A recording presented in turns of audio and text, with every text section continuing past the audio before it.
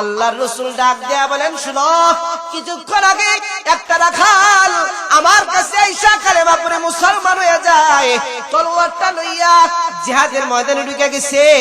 জিহাদের ময়দানে ঢুকে যাওয়ার পর সে শহীদ হয়ে গেছে। জানো, ওর জীবনের হায়াতের জিন্দেগিতে কোনো আমল নাই, ওর হায়াতের জিন্দেগির ভিতরে কোনো নামাজ নাই, ওর হায়াতের জিন্দেগির ভিতরে কোনোদিন ভালো করে আল্লাহর ডাকও দেয় নাই, ওর হায়াতের জিন্দেগির ভিতরে ভালো করে জীবনে একটা সিজদাও দেয় নাই। কিন্তু জানো, আমার হাতে হাত রেখে কালেমা পড়ে মুসলমান হয়ে যাওয়ার পর তলোয়ারটা লইয়া জিহাদের ময়দানে ঢুকে গেছে। ঢুকে যাওয়ার পর সে শহীদের মর্যাদা লাভ করছে। সুবহানাল্লাহ। আর একটু জোরে কন্যা সুবহানাল্লাহ। আল্লাহর রাসূল চোখের পানি ফেলা ফেলা যখন কাঁদতেছিলেন, সাহাবায়ে কেরাম ডাক দেয়া বলে, এ আল্লাহর রাসূল, আপনি চোখের গোড়ায় পানি এসে কান্না করেন। কিছুক্ষণ পরে আবার আল্লাহর রাসূল মুস্কি একটা হাসি দিছে। সাহাবীরা ডাক দেয়া বলে, আল্লাহর রাসূল, আপনি একবার কাঁদেন আর একবার হাসেন, বুঝলাম না। আল্লাহর রাসূল ডাক দেয়া বলে, এই যে শহীদের মর্যাদা যে লাভ করেছে, এই জন্য আমি চোখের পানিতে, অশ্রুতে, খুশিতে, আনন্দে আমি চোখ ভিজায়া কান্না করতেছি, আমার ভালো লাগতেছি। কিন্তু জানো, এই শহীদের মর্যাদার এই দৃশ্যটা দেখা আসমান থেকে আরশে আজিম থেকে আল্লাহ তাআলা এই দেহগুলা দেখা মুস্কি মুস্কি হাসতেছে। এই জন্য আমিও রাসূল, আল্লাহর সাথে মিল রেখা আমিও রাসূল মুস্কি মুস্কি হাসতেছি। আল্লাহু আকবার করে, আল্লাহু আকবার বলেন না, তাহলে ঈমানের দাম আছে না নাই? সবাই জবান খুলে বলেন না, ঈমানের দাম আছে না নাই? ঈমানের দাম এত বেশি যে কালেমা পড়ছে, ঈমান আনছে আর মৃত্যু হয়ে গেছে, শাহাদাতের মর্যাদা লাভ করছে। আল্লাহু আকবার করে, আল্লাহু আকবার। এত দাম আছে। এই জন্য বলা যাবে না কার জিন্দেগির হায়াতের জিন্দেগি কোনটা তার আমল ভালো হয়ে যাবে আর একটা কারণে সে জান্নাতে চলে যাবে, আর সারা জীবন মসজিদে সিজদা দিয়েছ, জানি না মরণের সময় কেমন হবে। হুজুর বয়ান করতেছি, আলেম বয়ান করতেছে, হাজারো মানুষের সামনে বয়ান করতেছে, লাখ লাখ মানুষের সামনে বয়ান করতেছে, জানা নাই আমার মৃত্যু ঈমানের সাথে হবে কিনা। বলেন না, ঈমানের সাথে যদি আমার মৃত্যু না হয়, এই মৌলবীর চাইরানার দাম আল্লাহর কাছে নাই, ঠিক কিনা? যদি বলেন কেন? আর রিকশা চালাও আর যেটাই করো, আর তোমার কাছে যদি ঈমান থাকে, ঈমানটা লয়ে যদি আল্লাহর কাছে যদি যাওয়া যায়, আল্লাহ বলেন ওই ঈমানের দাম আল্লাহ তাআলা অক্ষরে অক্ষরে পালন করবেন। বলেন সুবহানাল্লাহ। মুহতারাম হাজিরিন, এই জন্য হায়াতের জিন্দেগির ভিতরে এক নাম্বার আমল হলো ঈমান। এক নাম্বার বিষয়টা হলো ঈমান। ঈমান যদি থাকে তাহলে আর নসিব ভালো, ক্ষতিগ্রস্তের ভিতরে না, খাসারার ভিতরে নাই। মুহতারাম হাজিরিন, এক নাম্বার ঈমানের গুণ। দুই নাম্বার আমলে সলিহা। কারো কলিজার ভিতরে যদি আমলে সলিহা থাকে তাহলে ওর দাম আল্লাহ তাআলার কাছে বাড়বে। কিন্তু আমাদের জিন্দেগির ভিতরে তো আমল নাই, আমলের জিন্দেগিটা আমাদের ভিতরে নাই। আমলের ভিতরে আল্লাহ তাআলার কাছে সবচাইতে পছন্দের ইবাদত হলো আল্লাহ তাআলার কাছে নামাজ। সুবহানাল্লাহ কন্যা বলেন না, আল্লাহ তাআলার কাছে ইবাদতের ভিতরে সবচাইতে দামি ইবাদতের নাম কি? আরো জোরে কন্যা কি? নামাজের ভিতরে আল্লাহ তাআলা ডাক দেয়া বলেন, ওয়াসজুদ ওয়াক্তারিব। যে যত বেশি বান্দা আমার কাছে সিজদা দিবি, বান্দা সিজদায় পড়ে থাকবি, তেলাওয়াতুল কুরআন, যে যত বেশি বান্দা সিজদা দিবি আর কোরআন তেলাওয়াত করবি, আল্লাহ তাআলা ডাক দেয়া বলেন ওর সাথে আমার ডাইরেক্ট আমি আল্লাহর সাথে বান্দার সাথে সম্পর্ক হয়ে যাবে। সুবহানাল্লাহ বলেন, সুবহানাল্লাহ। এই জন্য আল্লাহ তাআলা ডাক দেয়া বলেন, ইবাদতের ভিতরে সবচেয়ে মজার ইবাদত হলো সিজদা দেওয়া। নামাজের ভিতরে সিজদা দিবে, নামাজের ভিতরে যখন বান্দা যখন সিজদার ভিতরে পড়ে যায়, খুব দিল দিয়ে শুনেন রে বাবা, নামাজের ভিতরে যখন বান্দা নামাজের ভিতরে সিজদার ভিতরে যখন পড়ে যায়, সিজদার ভিতরে যাইয়া বান্দা নিজের মাথাটাকে নত করে দিয়া সিজদার ভিতরে যায়া বলে সুবহান সুবহান রাব্বিয়াল আলা, সুবহান রাব্বিয়াল আলা, সুবহান রাব্বিয়াল আলা বলতে থাকে, আল্লাহ তাআলা আরশে আজিম থেকে ফেরেশতাদেরকে ডাক দেয়া বলেন, ফেরেশতারা আমার বান্দা নিজের নামাজের ভিতরে দাঁড়ায়া সিজদার ভিতরে যা কি বলে বলো না। ফেরেশতারা আল্লাহ তাআলাকে ডাক দেয়া বলেন, আল্লাহ আপনার বান্দারা সিজদার ভিতরে যায়া সুবহান রাব্বিয়াল আলা, সুবহান রাব্বিয়াল আলা বলতেছি। আল্লাহ তুমি পবিত্র, আল্লাহ আপনি পবিত্র, আল্লাহ আপনি পবিত্র, এই কথাগুলো বলতেছি। আল্লাহ তাআলা ডাক দেয়া বলেন, যেই বান্দা নামাজের ভিতরে দাঁড়াইয়া নিজের মাথাটাকে নত করে দিয়া সিজদার ভিতরে যাইয়া আমাকে পাক ও পবিত্রতার ঘোষণা করে দেয়, আমিও আল্লাহ বান্দাকে নামাজরত অবস্থায় সিজদা অবস্থায় থাকতে আমিও আল্লাহ বান্দাকে পাক ও পবিত্রতার ঘোষণা করে দিলাম। সুবহানাল্লাহ। বালিনা দক্ষিণ পাড়া যুব সমাজের উদ্যোগে প্রথম বার্ষিক ওয়াজ মাহফিলের শ্রদ্ধাভাজন সম্মানিত সভাপতি দিগর হযরত মুআজ্জাজ উলামায়ে কেরাম, বিভিন্ন অঞ্চল থেকে আগত পিতৃতুল্য মুরব্বিয়ানে আযম, যুবক বন্ধুরা, পর্দার আড়ালে অবলা সবলা কমলা মা ও বোনেরা, সর্বপ্রথম সেই মহান মালিকের দরবারে শুকরিয়া জ্ঞাপন করছি যে আল্লাহ রাব্বুল আলামিন আমাদেরকে মহব্বত করে ভালোবেসে ইহসান করে দ্বীনের এক মজমায় আমাদেরকে আসার বসার কিছু কথা বলা এবং শোনার তৌফিক আল্লাহ তাআলা দান করছেন। এই জন্য রব্বে কারীমের দরবারে শুকরিয়া জ্ঞাপন করি, সকলেই বলি আলহামদুলিল্লাহ। আপনারা মাহফিলে এসে খুশি না বেজার? জবান খুলে বলেন খুশি না বেজার? তার কারণ এই মাটি পর্যন্ত খুশি। 40 দিন আগে থেকে মাটি অন্য মাটি থেকে গর্ববোধ করতে থাকে, আল্লাহ 40 দিন পরে আমার উপরে কোরআন হাদিসের মজমা হবে, কোরআন হাদিসের আলোচনা হবে। এই জন্য অন্য মাটি থেকে আমি মাটি আল্লাহ তোমার কাছে দামি। সুবহানাল্লাহ কোন?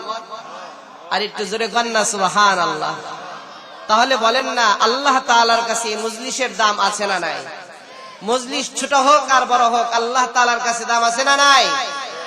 মুহতারাম হাজিরিন, তার কারণে এই মজলিসের চতুর্পাশে রহমতের ফেরেশতারা বেষ্টন করে আছে। এখানে রহমত পড়তেছে, সাকিনা নাজিল হইতেছে, এই জন্য জায়গাটার দাম। মুহতারাম হাজিরিন, যদিও এখানে রহমত পড়তেছে, সাকিনা নাজিল হইতেছে, কিন্তু বলেন না, আমরা কি ওই দুই চোখ দিয়ে আমরা রহমত দেখি? আমাদের এমন চোখ নাই যে ওই আমাদের এই চোখ দিয়ে আমরা রহমত দেখতে পাবো। মুহতারাম হাজিরিন, খুব দিল দিয়া কথাগুলো শুনবেন, আমার মনে হয় লম্বা টাইম হবে না। একবার হযরতে আয়েশা সিদ্দিকা রাদিয়াল্লাহু তাআলা আনহা রাসূলের কামরার, নিজের কামরার সামনে, রুমের সামনে দাঁড়ায় আছেন, দেখতেছেন যে আল্লাহর রাসূল বাহির থেকে বৃষ্টিতে ভিজে ভিজে আসতেছে। এই জন্য হযরতে আয়েশা সিদ্দিকা রাদিয়াল্লাহু তাআলা আনহা শুকনো একটা কাপড় রাসূলের জন্য ফিট করে রাখলেন, যে রাসূল আসবেন আর সাথে সাথে গাটা রাসূলের হাতে এই শুকনা কাপড় দিব। রাসূল আসছেন, হযরতে আয়েশা সিদ্দিকা রাদিয়াল্লাহু তাআলা আনহা রাসূলকে শুকনা কাপড় তোয়ালাটা হাতে দিয়েছেন। আল্লাহর রাসূল মুস্কি একটা হাসি দিয়া ডাক দিয়া বলেন, আয়েশা আমাকে কাপড় দিলা কেন? হযরতে আয়েশা সিদ্দিকা রাদিয়াল্লাহু তাআলা আনহা ডাক দিয়া বলেন যে আপনি তো ভিজে ভিজে আসতেছিলেন, এই জন্য শুকনা কাপড় দিলাম। আল্লাহর রাসূল ডাক দিয়া বলেন, আমার গাটা ধরে দেখো তো আমার শরীর শুকনা না ভিজা? হযরতে আয়েশা সিদ্দিকা রাদিয়াল্লাহু তাআলা আনহা রাসূলের গা ধরলেন, গা ধরে দেখলেন আল্লাহর রাসূলের পুরা শরীরটা শুকনা। সুবহানাল্লাহ কোন?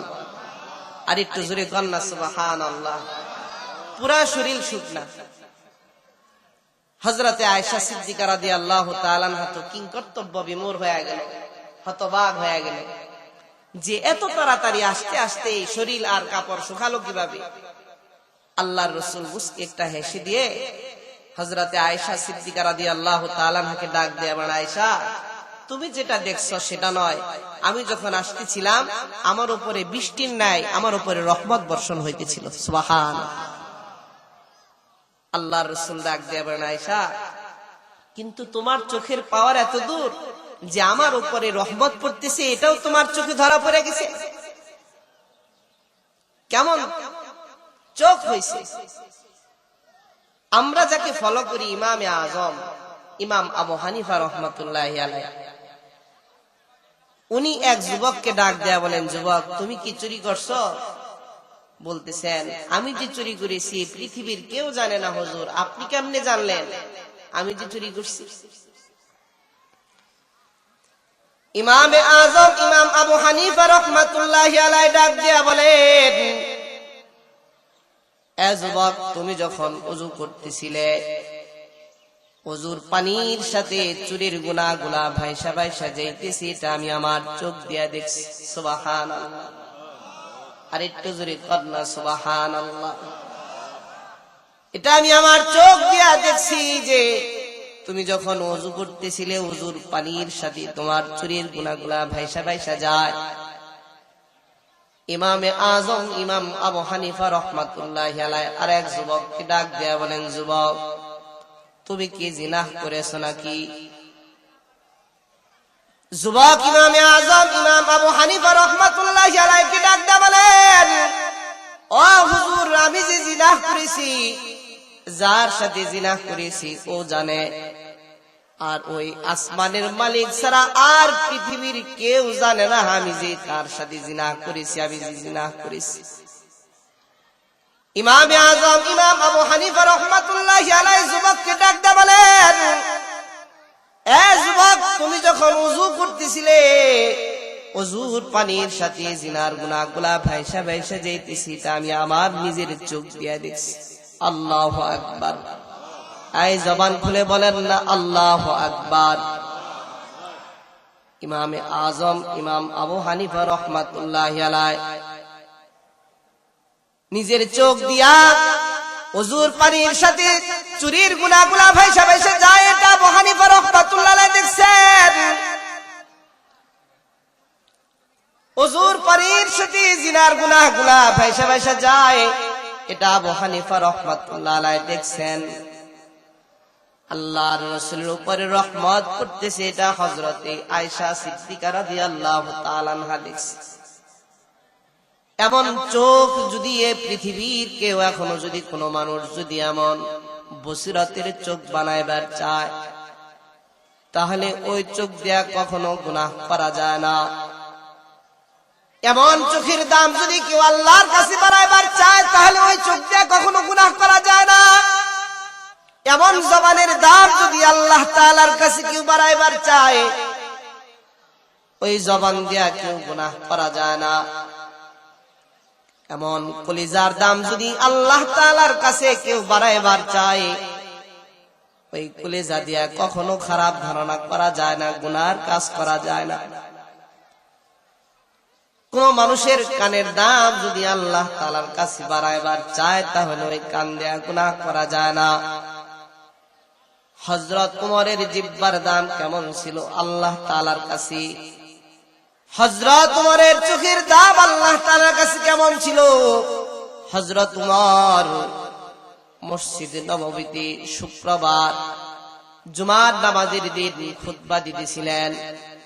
খুতবার মাঝখানে হঠাৎ করে একদিন ডাক দেয়া বলেন, ইয়া সারিয়াল জাবাল, ইয়া সারিয়াল জাবাল, ইয়া সারিয়াল জাবাল বলে বলে যখন ডাক দিছে, নামাজ শেষে সাহাবায়ে কেরাম হযরত উমরকে ডাক দেয়া বলেন, উমর কোনদিন খুতবার মাঝখানে কোনদিন সারিয়া বলে ডাক দাও না, কোনদিন কাউরে নাম ধরে তুমি ডাক দাও না, আজকে কেন সারিয়া রে তুমি ডাক দিলা? নামাজ শেষে হযরত উমর সাহাবীদেরকে ডাক দেয়া বলেন, সাহাবীরা রে, আমি যখন শুক্রবার জুমার নামাজের দিন যখন খুতবা দিতেছিলাম, খুতবার মাঝখানে আমার চোখে ধরা পড়ে গেছে পাহাড়ের ওই পাশে সারিয়া শত শত কিলোমিটার দূরে সারিয়া যুদ্ধ করতেছে, পিছন দিক দিয়া শত্রুরা আক্রমণ করার জন্য আসতেছে। আমি এখান থেকে শত কিলোমিটার দূরে দেখছি যে সারিয়ার পিছন দিক দিয়া শত্রুরা আক্রমণ করার জন্য আসতেছে। এই জন্য আমি উমর সারিয়ারে ডাক দিয়া দিছি, সারিয়া তোমার পিছনে শত্রু আছে, দেখে নাও, মোকাবেলা করো। আল্লাহু আকবার কন্যা, আবার জোরে কন্যা আল্লাহু আকবার। জবান খুলে আবার সুন্দর করে বলেন না আল্লাহু আকবার। এত দূর থেকে হযরত উমর সারিয়ারে ডাক দিছে, বলেন নাই যে উমর সারিয়ারে ডাক দিছে যে এই উমর চোখ দিয়া যে 100 কিলোমিটার দূরে হযরত সারিয়ারে দেখছে, কে দেখাইছে জোরে কন্যা? জবান খুলে বলেন না কে দেখাইছে? সাহাবায়ে কেরাম পরে সারিয়ারে জিজ্ঞাসা করেছে, সারিয়া ও সারিয়া, শুক্রবার জুমার নামাজের দিন যে তোমারে উমর ডাক দিছিল তুমি কি শুনছিলা নাকি? সারিয়া ডাক দিয়া বলে, শুক্রবার জুমার নামাজের দিন উমর যদি আমারে ডাক না দিত তাহলে আমি যুদ্ধের ময়দানে শহীদ হয়ে যাইতাম। আল্লাহু আকবার, আল্লাহু আকবার। এত দূর থেকে হযরত উমর ডাকছে, আর ওখান থেকেই সারিয়া নিজের কান দিয়ে শুনতে পাইছে। বলেন না কে শুনাইছে জোরে কন্যা? এই জবান খুলে বলেন না কে শুনাইছে? আল্লাহ শুনাইছে। মুহতারাম হাজিরিন, তাহলে চোখের দাম আর তার জবানের দাম কেমন ছিল যে এত দূর থেকে হযরত উমর দেখছে? এমন চোখ যদি কেউ বানাইবার চায় তাহলে বসিরতের চোখ থাকতে হয়। ওই চোখ দিয়ে কখনো গুনাহ করা যায় না, কল্পটাকে খারাপ বানানো যায় না, তাহলে আখলাক সুন্দর করা লাগে। মুহতারাম হাজিরিন, হযরত উমরের জিহ্বার দাম কেমন ছিল? হযরত উমর জমিনে বসে বসে যা চিন্তা করত, তাই আসমান থেকে আল্লাহ তাআলা উমরের মেজাজ মতো আল্লাহ তাআলা কোরআনের আয়াতগুলো নাজিল করে দিয়েছে। সুবহানাল্লাহ। আর একটু জোরে কর না সুবহানাল্লাহ। উমরের কল্পটা কেমন আছে? উমর যা চিন্তা করছে আল্লাহ তাআলা ডাক দেয়া বলেন, উমর তুই যা চিন্তা করবি আমি আল্লাহ তোর কলবের দাম আমি এমন করব, তুমি যা চিন্তা করবা এক জায়গায় দুই জায়গায় নয়, কোরআনের 21 জায়গায় উমরের মেজাজ মতো উমরের চিন্তাধারায় আল্লাহ তাআলা কোরআনের 21 জায়গায় কোরআনের আয়াত নাযিল করে দিয়েছেন। আল্লাহু আকবার, আল্লাহু আকবার। 21 জায়গায় কোরআনের আয়াত নাযিল হইছে উমরের মেজাজ মতো। তাহলে উমরের জিহ্বার দাম কেমন ছিল? এই জন্য বলে জমিনে যা বৈশা বৈশা উমর যা চিন্তা করছে তাই নাযিল হইছে। আল্লাহ তাআলা হযরত উমরের কল্পটাকে এলকা করছেন, যে উমরের কল্পটাকে আগে এলকা করছেন, যে কথা আগে জান দিয়েছে, তারপরে আল্লাহ তাআলা কোরআনের আয়াত নাযিল করছেন। মুহতারাম হাজিরিন, হাসান বসরি রাহমাতুল্লাহ আলাইহির নাম আপনারা শুনেছেন। জবরদস্ত একজন আল্লাহওয়ালা হাসান বসরি রাহমাতুল্লাহ আলাইহি।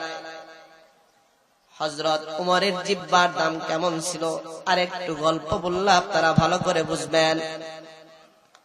হাসান বসরি রাহমাতুল্লাহ আলাইহি যেদিন একদিনের বাচ্চা, খুব দিল দিয়ে শুনবেন বাবারা, হাসান বসরি রাহমাতুল্লাহ আলাইহি যেদিন একদিনের বাচ্চা বাবা সন্তানকে করে লইয়া হযরত উমরের দরবারে লইয়া আসে। উমরের দরবারে নিয়ে আসার পর উমর কি ডাক দিয়ে বলেন, উমর আমার বাচ্চার একটা নাম রেখে দাও, আর আমার বাচ্চারে এখন পর্যন্ত দুনিয়াতে আসার পর কোনো কিছু খাওয়ায় নাই, আমার বাচ্চারে একটু তোমার হাত দিয়া প্রথম খাবারটা তুমি আমার বাচ্চার মুখে তুলে দাও। সুবহানাল্লাহ কন্যা। এটা হযরত উলামায়ে কেরাম বুঝবে, এটাকে তাহনিক বলা হয়। কি বলা হয় জুরি কন্যা? তাহনিক। এটাও একটা বাচ্চার হক।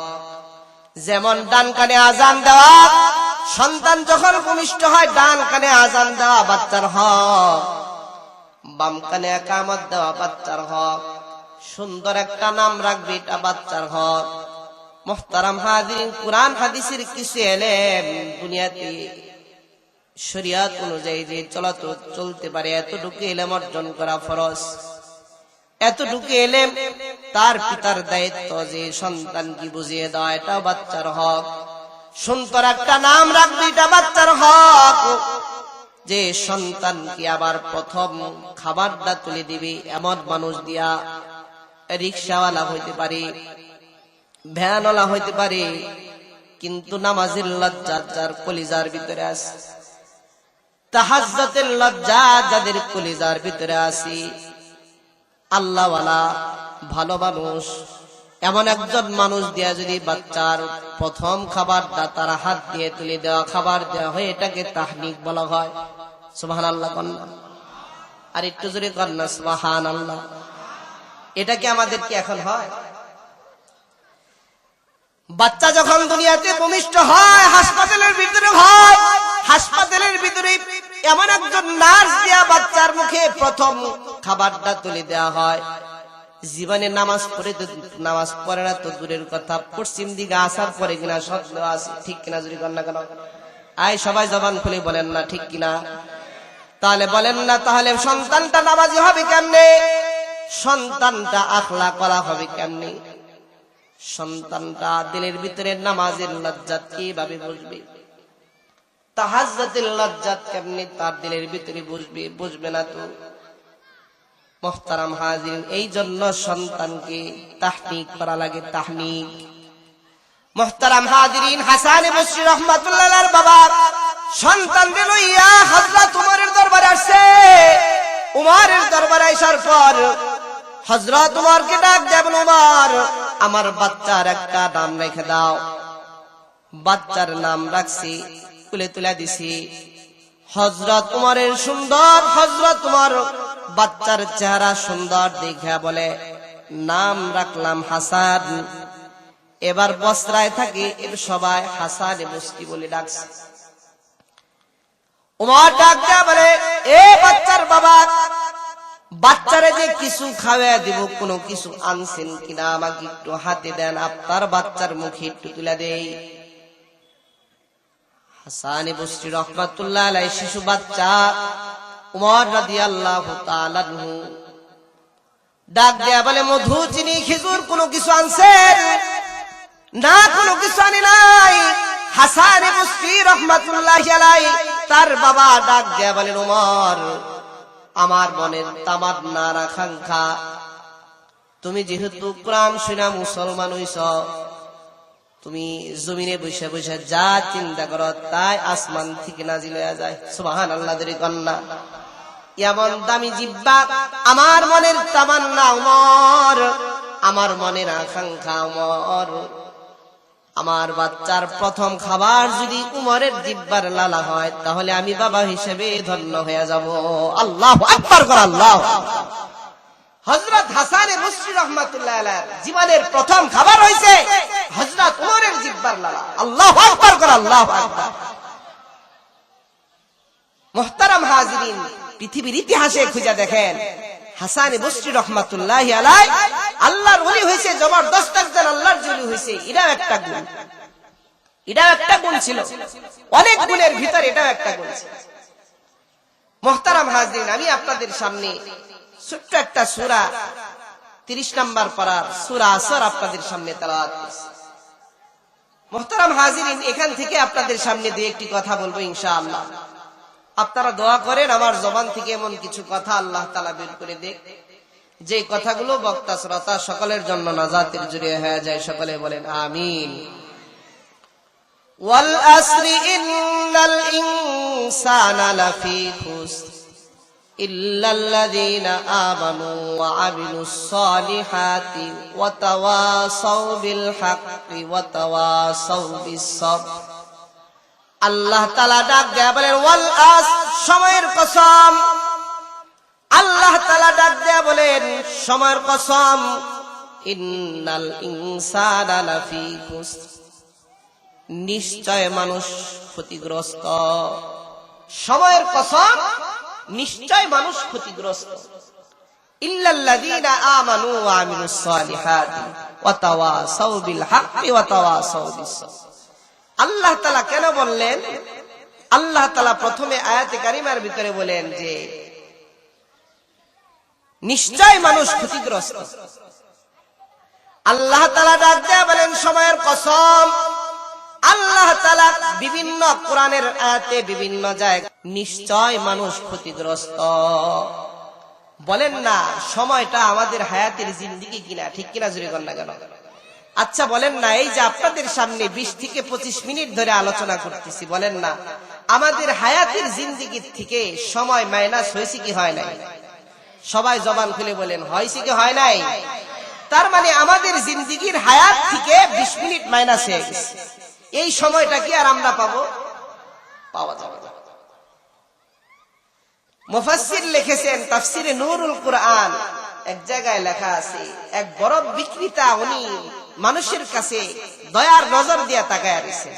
বরফ বিক্রেতা, এই কে আছো, আমার বরফগুলা দয়া করে কিনে নিয়ে যাও, নয় আমার বরফগুলা আস্তে আস্তে গলে যাইতেছে, আমি আমার হায়াতের জিন্দেগি আমার বরফগুলা হারিয়ে যাইতেছে।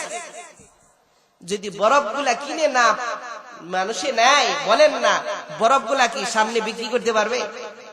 আস্তে আস্তে কি হয়ে যাবে? গলে যাবে। তো আমাদের হায়াতের জিন্দেগি থেকে সময় মাইনাস হয়ে যাইতেছে, মানে আমাদের জিন্দেগি থেকে সময়গুলা মাইনাস হয়ে যাইতেছে, আর এই সময় পাবো না। মুহতারাম হাজিরিন, তার মানে আল্লাহ ডাক দেয়া বলেন সময়ের কসম, সমস্ত মানুষ ক্ষতিগ্রস্ত, কিন্তু তারা ক্ষতিগ্রস্ত নয় যাদের কলিজার ভিতরে 4টা গুণ আছে। সুবহানাল্লাহ জুরি কন্যা, আর জুরি কন্যা সুবহানাল্লাহ। যাদের কলিজার ভিতরে 4টা গুণ আছে, তারা এই দুনিয়ার ভিতরে তারা ক্ষতিগ্রস্ত নয়, তারা খসারার ভিতরে পড়ে না। আর যারা এই 4টা গুণ যাদের কলিজার ভিতরে নাই, ওরা এই দুনিয়ার ভিতরে তারা খসারার ভিতরে আছে। এই দুনিয়ার ভিতরে যাদের হায়াতের জিন্দেগি 100 বছর হয়ে গেছে, 4টা গুণ কি? 4টা গুণ। 1 নাম্বার ঈমান। 1 নাম্বার কি জুরি কন্যা? 1 নাম্বার গুণ হলো ঈমান। 2 নাম্বার আমল। 3 নাম্বার মুহতারাম হাজিরিন হক কথা বলা, মানুষকে হকের পথে ডাকা। 4 নাম্বার হকের কথা বললে ওই জায়গায় মুসিবত আসতে পারে। এই জন্য আল্লাহ তাআলা ডাক দেয়া বলেন হকের সময় যদি কোনো বান্দা কোনো মুমিন কথা বলে তাহলে তার মুসিবত আসতে পারে। আল্লাহ তাআলা ডাক দেয়া বলেন বান্দা তুমি ওই সময় সবর করবে। সুবহানাল্লাহ জোরে বলুন। এই 4টা গুণ যদি কোনো মুমিনের হৃদয়ের ভিতরে পাওয়া যায় তাহলে সে সফলতা, তাহলে তার আর খসরা নাই, তাহলে সে আর ক্ষতিগ্রস্তের ভিতরে। মুহতারাম হাজিরিন, তার মানে 1 নম্বরে দুনিয়ার ভিতরে যারা আছো, যাদের কলিজার ভিতরে ঈমান আছে, আমল আছে, এই এমন কিছু গুণগুলা আছে, তারা খসরার ভিতরে নাই। মনে করেন 100 বছর যার হায়াত আছে, 100 বছর দুনিয়ায় বেঁচে গেছি, তার এই হায়াতের জিন্দেগির ভিতরে যদি ঈমান আর আমল না থাকে, ওই 100 বছরের 4 আনার দাম ওই হায়াতের দাম নাই। ঠিক কিনা জুরি কন্যা? কেন এই জবান খুলে বলেন না ঠিক কিনা? আর একজন মানুষের যদি 5 বছর দুনিয়ার ভিতরে বেঁচে যায়, আর আল্লাহ তাআলা ডাক দেয়া বলে ওই 5 বছরের হায়াতের জিন্দেগির ভিতরে তার গুণ আছে। কেমন গুণ? ঈমানের গুণ, আমলের গুণ আছে, আমলে সলেহার গুণ আছে। হকের দাওয়াত দিবে, এটা হকের দাওয়াতের গুণগুলো আছে। ওয়ামান আহসানু কাওলাম মিম্মান দাআ ইলাল্লাহ ওয়া আমিলা সালিহান ওয়া ক্বালা ইন্নানি মিনাল মুসলিমিন। এমন গুণ যার কাছে আছে, যারা সবর করতে পারে, তাদের এই জিন্দেগিতে দুনিয়ার ভিতরে তার আর খসরা নাই, তার জীবনটা আল্লাহ তাআলার কাছে দামি হয়ে যায়। সুবহানাল্লাহ জোরে কন্যা, সবাই জবান খুলে বলেন না সুবহানাল্লাহ। তার মানে 1 নাম্বার গুণ থাকতে হবে ঈমানের গুণ। ঠিক কিনা জোরে কন্যা? যার হায়াতের জিন্দেগির ভিতরে ঈমান আছে সে সফলতা, তার জীবনে সফলতা আছে, সে ক্ষতির ভিতরে নেই। ঈমানের গুণ কেমন থাকা লাগে? একজন রাখাল আল্লাহর রাসূলের কাছে আইসা ডাক দিয়ে বলেন, ও আল্লাহর রাসূল, আমি যদি আপনার কাছে হাতে হাত রাখা কালেমা পড়ে মুসলমান হয়ে যায় আমার লাভ কি হবে? আল্লাহর রাসূল ডাক দেয়া বলেন, মান ক্বালা লা ইলাহা ইল্লাল্লাহ ফি দাখালাল জান্নাহ। আল্লাহর রাসূল বলেন, কেউ যদি কালেমা পড়ে মুসলমান হয়ে যায় আল্লাহ তাআলা তাকে জান্নাত দান করবে। সুবহানাল্লাহ কন্যা। এবার রাখালটা আল্লাহর রাসূলকে ডাক দেয়া বলেন, ও আল্লাহর রাসূল, কালেমা তো পড়লাম, ইমান আনলাম, ইমান আনলাম ঠিক আছে, কিন্তু আমার জীবনের জিন্দেগির পিছনে তো অনেক গুনাহ আছে, এগুলোর কি হবে? আল্লাহর রাসূল ডাক দেয়া বলেন, এ বান্দা তোমার চিন্তা নাই। আল্লাহ তাআলা ডাক দেয়া বলে, কেউ যদি ঈমান আনে, ঈমান আনার পরে যদি ঈমান আনা ফেলায়, আল্লাহ তাআলা ডাক দেয়া বলেন, তোর পিছনের জিন্দেগির সমস্ত গুনাহ আমি আল্লাহ তার মাফ করে দিব। সুবহানাল্লাহ। ঈমান আনার পরে আল্লাহ তাআলা ডাক দেয়া বলেন, তার পিছনের জিন্দেগির সমস্ত গুনাহ আল্লাহ তাআলা মাফ করবেন। সুবহানাল্লাহ। মুহতারাম হাজিরিন, এই সংবাদ পাওয়ার পর রাখালটা আল্লাহর রাসূলকে ডাক দেয়া বলেন, আল্লাহর রাসূল, তাহলে আপনার হাতে হাত রেখে কালেমা পড়ে মুসলমান হয়ে গেলাম। সুবহানাল্লাহ। কালেমা পড়ে মুসলমান হয়ে যাওয়ার পর ইমানদার বান্দা আল্লাহর রাসূলকে ডাক দেয়া বলেন, আল্লাহর রাসূল, ঈমান তো আনলাম, এখন আমার কাজকে আমারই শিখায়া দেন। এ মুহতারাম হাজিরিন, এতগুলো মানুষ আপনারা বসে আছেন, উলামায়ে কেরাম বসে আছেন, অনেক মানুষ এখানে বসে আছেন। 50 বছর কারো হয়ে গেছে, 40 বছর কারো হয়ে গেছে, 30 বছর কারো হয়ে গেছে, 70 বছর কারো হয়ে গেছে। ঈমান তো আনছেন অনেক আগে, কিন্তু এখন পর্যন্ত কি কাউরে জিজ্ঞাসা করেছেন, ভাই ঈমান তো আল্লাহ, ও হুজুর ঈমান তো আল্লাহ, এখন আমার কি করণীয় আমাকে একটু বুঝায়া দেন? জীবনে এই কথা জিজ্ঞাসা করছেন নাকি? তার মানে ঈমান আনার পর কি করণীয়, আমল কি করণীয় এটা আমরা জানি না, কিন্তু সাহাবায়ে কেরাম ঈমান আনার পরে আল্লাহর রাসূলকে জিজ্ঞাসা করেছেন, ও রাসূল, ঈমান তো আল্লাহ, এখন আমার কি করণীয় আমারে শিখায়া দেন। রাখালটা আল্লাহর রাসূলকে ডাক দেবেন, আল্লাহর রাসূল, আপনার সাহাবীরা যে দলে দলে যুদ্ধের ময়দানে যাইতেছে, এখানে যদি আমি আল্লাহর রাসূল শামিল হয়ে যায়, তাহলে কেটা আমার জন্য ইবাদত হবে কিনা? জিজ্ঞাসা করার সাথে সাথে আল্লাহর রাসূল ডাক দেয়া বলে, রে উম্মতেরা রে, যাও সাহাবায়ে কেরাম যারা দেখো তলোয়ার লয়া আস্তে আস্তে জিহাদের ময়দানে যেতেছে। এখন তুমি কালেমা পড়লা, কালেমা পড়ার পরে তুমি যদি এখন যদি যুদ্ধের ময়দানে জিহাদে অংশগ্রহণ করে ফেলাও, এটাও তোমার ইবাদত তোমার হবে, এটাও তোমার আমলে সলিহা হবে। মুহতারাম হাজিরিন, তলোয়ারটা লইয়া রাখালটা জিহাদের ময়দানে ঢুকে গেছে। জিহাদের ময়দানে ঢুকে যাওয়ার পর, অনেকক্ষণ যাওয়ার পর মুসলমানেরা ওই জিহাদে বিজয় হয়ে গেছে। বিজয় হওয়ার পর আল্লাহর রাসূল কিছু সাহাবীদেরকে ডাক দেয়, না বলেন, ও সাহাবীরা রে, আমার দেখো না কে কে আমার কিছু সাহাবীরা আছে, আমার কিছু বান্দারা আছে, এরা জিহাদের ময়দানে শহীদ হয়ে গেছে, কিন্তু যারা শহীদ হয়ে গেছে এদের দেহগুলা এক জায়গায় করে ফেলো, এদের দেহগুলা আলাদা জায়গায় করে ফেলো, এদের রক্ত অবস্থায় এই দেহগুলা এক জায়গায় দাফন করে দিবে, রক্ত অবস্থায় তাদের দাফন করে দিবে। এই রক্ত হাসরের ময়দানে এরা শহীদের মর্যাদা লাভ করবে। আল্লাহু আকবার জোরে কন্না, এই জবান খুলে বলেন না আল্লাহু আকবার। রক্ত হাসরের ময়দানে শহীদের মর্যাদার সাক্ষ্য দিবে। মুহতারাম হাজিরিন, আল্লাহর রাসূল দেখতেছেন একে একে অথর দেহগুলা যারা ওই জায়গায় শহীদ হয়ে গেছে, তাদের দেহগুলা এক জায়গায় করতেছে। কিছুক্ষণ পরে দেখে আল্লাহর রাসূল চেয়ে চেয়ে দেখতেছে, কিছুক্ষণ আগে যে আমার কাছে কালেমা পড়ে মুসলমান হয়েছে, ওই দেহটা, ওর কিছুক্ষণ আগে যে একজন মানুষ কালেমা পড়ে মুসলমান হয়ে গেল, ওর দেহটাও ওখানে দেখা যায়। আল্লাহু আকবার কন্না, আবার জবার করে বলেন না আল্লাহু আকবার। আল্লাহর রাসূল সাহাবীদেরকে ডাক দেয়া বলেন, সাহাবীরা রে, তোমাদেরকে একটা গল্প বলি শুনো।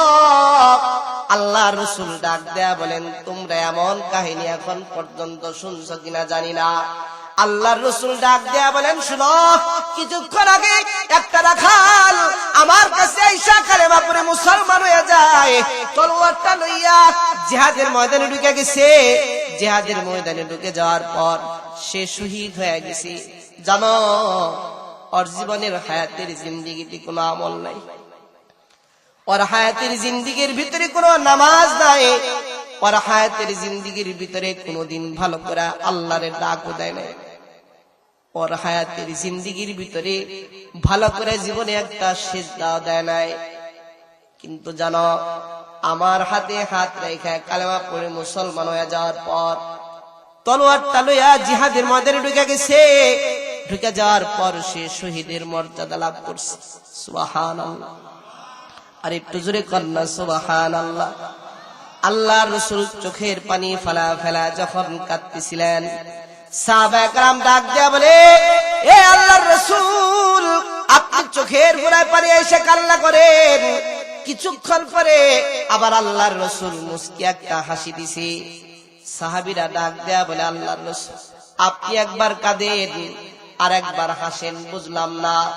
আল্লাহর রাসূল ডাক দেয়া বলে, এই যে শহীদের মর্যাদা যে লাভ করেছে, এই জন্য আমি চোখের পানিতে, অশ্রুতে, খুশিতে, আনন্দে আমি চোখ ভিজায়া কান্না করতেছি, আমার ভালো লাগতেছি। কিন্তু জানো, এই শহীদের মর্যাদার এই দৃশ্যটা দেখা আসমান থেকে আরশে আজিম থেকে আল্লাহ তাআলা এই দেহগুলা দেখা মুস্কি মুস্কি হাসতেছে। এই জন্য আমিও রাসূল, আল্লাহর সাথে মিল রেখা আমিও রাসূল মুস্কি মুস্কি হাসতেছি। আল্লাহু আকবার করে, আল্লাহু আকবার বলেন না, তাহলে ঈমানের দাম আছে না নাই? সবাই জবান খুলে বলেন না, ঈমানের দাম আছে না নাই? ঈমানের দাম এত বেশি যে কালেমা পড়ছে, ঈমান আনছে আর মৃত্যু হয়ে গেছে, শাহাদাতের মর্যাদা লাভ করছে। আল্লাহু আকবার করে, আল্লাহু আকবার। এত দাম আছে। এই জন্য বলা যাবে না কার জিন্দেগির, হায়াতের জিন্দেগি কোনটা তার আমল ভালো হয়ে যাবে আর একটা কারণে সে জান্নাতে চলে যাবে, আর সারা জীবন মসজিদে সিজদা দিয়েছ, জানি না মরণের সময় কেমন হবে। হুজুর বয়ান করতেছি, আলেম বয়ান করতেছে, হাজারো মানুষের সামনে বয়ান করতেছে, লাখ লাখ মানুষের সামনে বয়ান করতেছে, জানা নাই আমার মৃত্যু ঈমানের সাথে হবে কিনা। বলেন না, ঈমানের সাথে যদি আমার মৃত্যু না হয়, এই মৌলবীর চাইরানার দাম আল্লাহর কাছে নাই, ঠিক কিনা? যদি বলেন কেন? আর রিকশা চালাও আর যেটাই করো, আর তোমার কাছে যদি ঈমান থাকে, ঈমানটা লয়ে যদি আল্লাহর কাছে যদি যাওয়া যায়, আল্লাহ বলেন ওই ঈমানের দাম আল্লাহ তাআলা অক্ষরে অক্ষরে পালন করবেন। বলেন সুবহানাল্লাহ। মুহতারাম হাজিরিন, এই জন্য হায়াতের জিন্দেগির ভিতরে এক নাম্বার আমল হলো ঈমান। এক নাম্বার বিষয়টা হলো ঈমান। ঈমান যদি থাকে তাহলে আর নসিব ভালো, ক্ষতিগ্রস্তের ভিতরে না, খাসারার ভিতরে নাই। মুহতারাম হাজিরিন, এক নাম্বার ঈমানের গুণ। দুই নাম্বার আমলে সলিহা। কারো কলিজার ভিতরে যদি আমলে সলিহা থাকে তাহলে ওর দাম আল্লাহ তাআলার কাছে বাড়বে। কিন্তু আমাদের জিন্দেগির ভিতরে তো আমল নাই, আমলের জিন্দেগিটা আমাদের ভিতরে নাই। আমলের ভিতরে আল্লাহ তাআলার কাছে সবচাইতে পছন্দের ইবাদত হলো আল্লাহ তাআলার কাছে নামাজ। সুবহানাল্লাহ কন্যা বলেন না, আল্লাহ তাআলার কাছে ইবাদতের ভিতরে সবচাইতে দামি ইবাদতের নাম কি? আরো জোরে কন্যা কি? নামাজের ভিতরে আল্লাহ তাআলা ডাক দেয়া বলেন, ওয়াসজুদ ওয়াক্তারিব।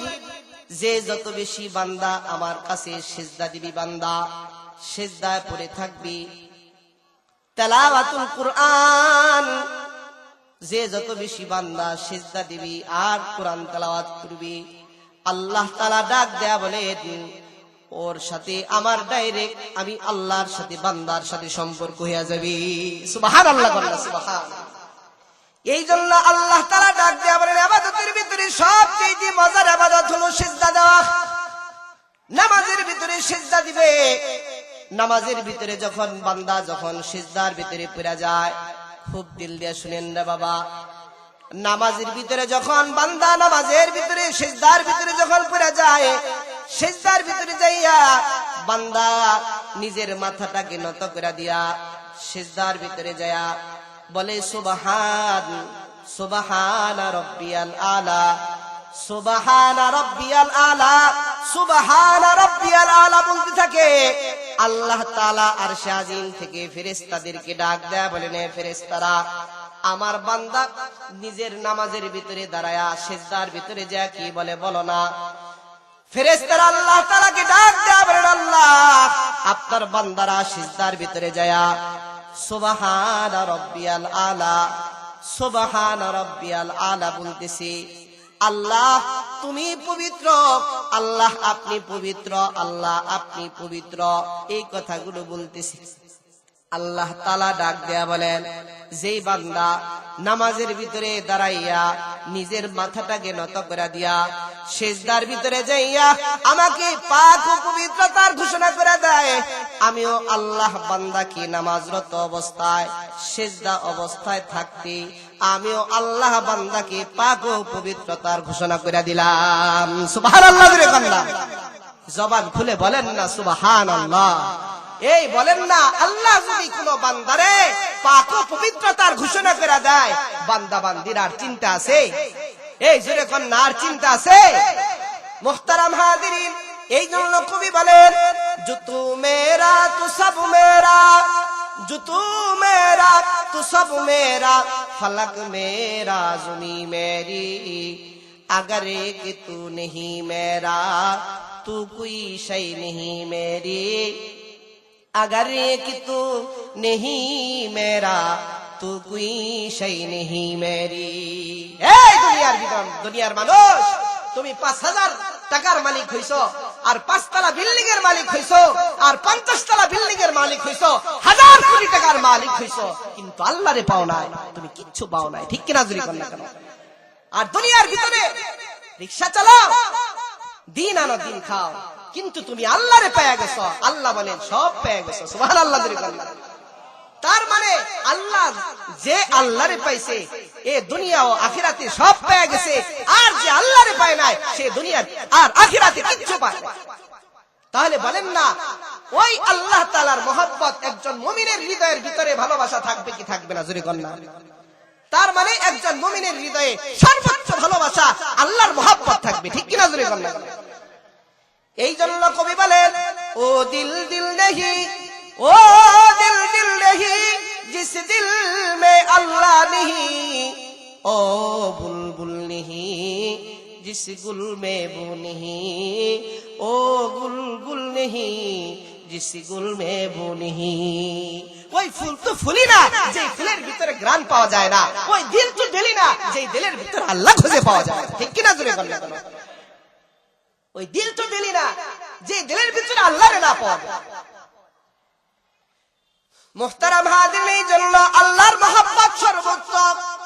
মুমিনের হৃদয়ের কলবের ভিতরে ভালোবাসা থাকবে, তার মানে নামাজের ভিতরে আল্লাহরে স্মরণ করবি বান্দা, আল্লাহর মহব্বত তার মুমিনের হৃদয়ের ভিতরে থাকবে। তার কারণ মুমিন বান্দা যখন নামাজের ভিতরে দাঁড়ায় যায়, আল্লাহর মহব্বত পূর্ণাঙ্গ ভালোবাসা লইয়া নামাজের ভিতরে দাঁড়ায় যায়, মুহতারাম হাজিরিন, সিজদা দিবি বান্দা আল্লাহর মহব্বত লয়ে, তারপরে বান্দা আল্লাহর কদমে সিজদা দিবি। তাহাজ্জুদের নামাজ পড়বা আল্লাহর মহব্বত লয়ে, তারপরে তাহাজ্জুদের নামাজ পড়বি। বান্দা জীবনে একবার যদি আল্লাহরে ডাকো, ১০০০ বার ডাকার দরকার নাই। রাতের ভিতরে যদি ৫ বারও ডাকো, আল্লাহ আল্লাহ আল্লাহ আল্লাহ, ১০০০ বার ডাকার দরকার নেই যে ৫ বার তুমি ডাকলা। মহাব্বতে যদি কোনো বান্দা যদি একবারও ডাকতে পারে, বলেন না আল্লাহ। সবাই জবান খুলে মহাব্বতে বলেন না আল্লাহ। আর একবার ডাক দেন না আল্লাহ। আল্লাহ তাআলা ডাক দেয়া বলে, এই যে মহাব্বতে বান্দারা ডাকলি, আমি আল্লাহ হতে পারে একটা ডাকের বিনিময়ে আমি আল্লাহ তোর तमाम জিন্দেগীর গুনাহ আমি আল্লাহ maaf করে দিমু। সুবহানাল্লাহ জোরে বলনা সুবহানাল্লাহ। একটা ডাকের বিনিময়ে তোর तमाम জিন্দেগীর গুনাহ আমি আল্লাহ maaf করে দিতে পারি। মুহতারাম হাজিরিন, এই জন্য হকের কথা বলবে, হকের কথা মানুষের সামনে বলবে। 4টা গুণ মুমিনের হৃদয়ের ভিতরে থাকলে সে খসরার ভিতরে নাই। 1 নাম্বার ঈমান, 2 নাম্বার আমলে সালেহা, 3 নাম্বার মানুষের কাছে হক কথাগুলো পৌঁছে দিবে। হক কথা কি? নামাজের কথা পৌঁছে দিবে। তা'মুরুনা বিল মারুফ ওয়া তানহাউনা আনিল মুনকার, সৎ কাজের আদেশ, অসৎ কাজের নিষেধ মানুষদেরকে পৌঁছে দিবে। এই কথা যখন বলবে, আল্লাহর রাসূল 40 বছরের ভিতরে কোন মানুষের সাথে তার কোনো দ্বন্দ্ব হয় না। ঠিক কিনা জুরি কন্যা কেন? ঠিক কিনা জুরি কন্যা? তার কারণ তার কাছে 40 বছরের আগে তার কোন নবুয়াত আসে নাই, একটা আয়াত আসে নাই, এই জন্য মানুষ কোনো বিরোধিতা যায় নাই। কিন্তু আল্লাহর রাসূলের কাছে নবুয়াতের দরজা যখন আসছে, কোরআনের আয়াতগুলো যখন আসছে, এই জন্য ওই সময় মানুষেরা তখন আল্লাহর রাসূলের বিরোধিতা শুরু করছে। মুহতারাম হাজিরিন, তাইফের জমিনে আল্লাহর রাসূল 3 বার বেহুশ হয়ে পড়ে গেলেন। 3 বার যখন জমিনের ভিতরে বেহুশ হয়ে যখন পড়ে গেলেন, বেহুশ হয়ে পড়ে যাওয়ার পর মুহতারাম হাজিরিন, তাইফের ছেলেরা, ছোট্ট ছোট্ট ছেলেরা ছোট ছোট পাথর দিয়া, চোকা চোকা পাথর দিয়া আল্লাহ রাসূলের উপর আঘাত করেছে। এমন ভাবে আঘাত করেছে, আল্লাহর রাসূলের শরীরের এমন কোন জায়গা নাই যেই জায়গার ভিতরে পাথরের কুচি শরীরের ভিতরে যা ঢুকে নাই। যায়েদ রাদিয়াল্লাহু তাআলা আনহু আল্লাহর রাসূলের গায়ের থেকে যখন পাথরগুলো সরাইছেন, প্রত্যেকটা পাথর সরানোর কারণে ফিটকি দিয়া রক্ত বের হইছে। আল্লাহর রাসূল ওই জায়গায় জমিনের ভিতরে বেহুশ হয়ে পড়ে গেলেন। বেহুশ হয়ে পড়ে যাওয়ার পর একটা কাফিরের মায়া হইতেছিল, দেখো একটু মুহাম্মাদের মুখে একটু পানি দাও, একটু পানি দাও। মুহাম্মাদের মুখে যে একটু পানি দিছে, আল্লাহর রাসূলের যখন হুঁশ আসছে, আল্লাহর রাসূল ডাক দেয়া বলে, কে তুমি? তোমাকে তো চিনলাম না। তোমার বাড়ি কোথায়? বলে, আমার বাড়ি তায়েফ না, আমার বাড়ি সেই মেনুয়া আমার বাড়ি। আল্লাহর রাসূল ডাক দেয়া বলেন, কোথায় তায়েফ আর কোথায় নেনুয়া? এত দূর থেকে তুমি এখানে কেমনে আসলা? আর আল্লাহর রাসূল ডাক দেয়া বলেন, নেনুয়া তো আমার ভাই ইউনূস পয়গম্বরের বাড়ি। ওই সময় কাফেরটা ডাক দেয়া বলে, ও আল্লাহর রাসূল, আপনি তায়েফও চিনেন আর আপনি তো সেই নেনুয়াও চিনেন, এত দূরের মানুষ আবার ইউনূস পয়গম্বরকে আপনি কেমনে চিনেন? আল্লাহর রাসূল ডাক দেয়া বলেন, ওই আসমানের মালিক আল্লাহ যা আমারে চিনায় তাই আমি রাসূল চিনি। সুবহানাল্লাহ, জোরে বললা। সাথে সাথে আল্লাহর রাসূলকে ডাক দেয়া বলেন, আল্লাহর রাসূল যে তায়েফও চিনে, এত দূরের খবরও যার কাছে আছে, আমি আর কাফের থাকবার চাই না। আল্লাহর রাসূল আপনার হাতে আমি হাত রাখলাম, এক্ষুনি আমি কালেমা পড়ে মুসলমান হয়ে যাই। সুবহানাল্লাহ, জোরে বললা। আমি বলি, এই আল্লাহর রাসূলের গায়ের থেকে একদিক দিয়া জমিনের উপরে রক্ত ঝরতেছে, আরেক দিক দিয়ে আল্লাহর রাসূলের হাতে হাত রাখা কালেমা পড়ে মুসলমান হয়ে গেছে। বলেন সুবহানাল্লাহ। আমি এই জন্য বলি, যেই জমিনের উপরে মুসলমানদের রক্ত বেরা যায়, ওই জমিনটা ইসলামের জন্য কায়েম হয়ে যায়। ঠিক কি না? যেই জমিন মুসলমানদের রক্ত পড়ে, ওই জমিন মুসলমানদের জন্য জমিন হয়ে যায়।